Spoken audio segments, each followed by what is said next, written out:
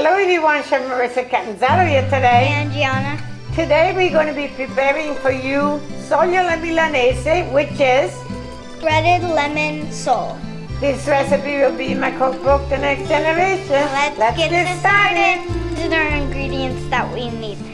Lemon sole, eggs, Panko and breadcrumb, flour, oil, parsley, black pepper, salt. We're gonna begin cracking the eggs.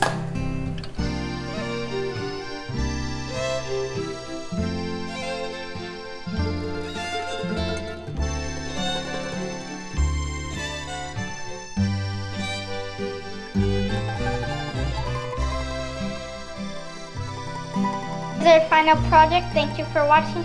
Stay tuned for our next recipe and bon appetit.